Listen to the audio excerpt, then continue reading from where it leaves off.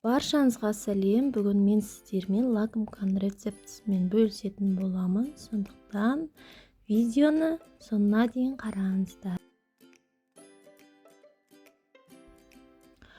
Комнаталық температурада сары майымызды салып аламыз, қантымызды, тұзымызды және аштығымызды салып бір араластырып аламыз.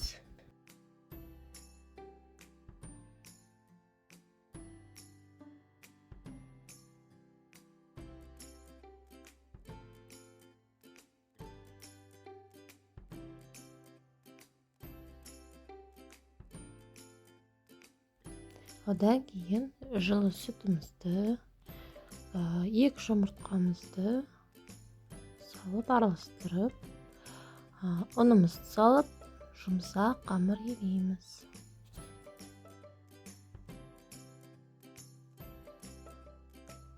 Достар, маған жазылып, лайк басуды ұмытпаңыздар.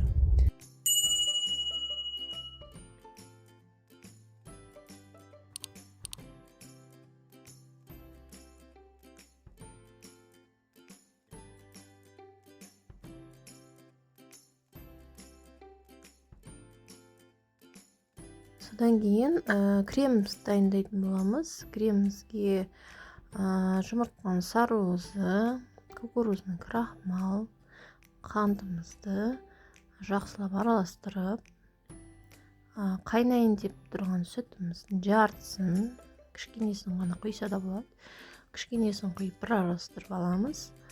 Одан кейін керісінше сүтімізге жаңағыны құйып, баяу отта қоюланғанша араластырып, үздіксіз араластырып тұрамыз. Енді кремімізді басқа ыдысқа салып, сары майымызды салып, араластырып, бетін пленкамен жауып қоямыз.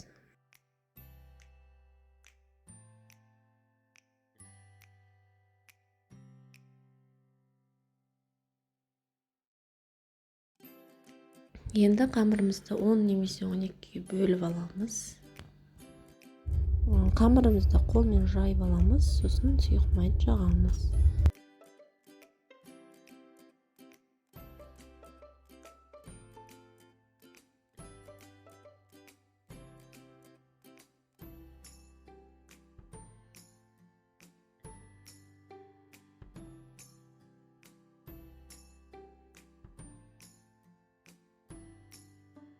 Содан кейін жылы жерге 20 минутқа бетін пленкамен жауып қоямыз. 20 минуттан кейін бетін жұмыртқаның сары-уызымен жағып, 180-200 градуста пешіңізге қарай байланысты пісіріп аламыз.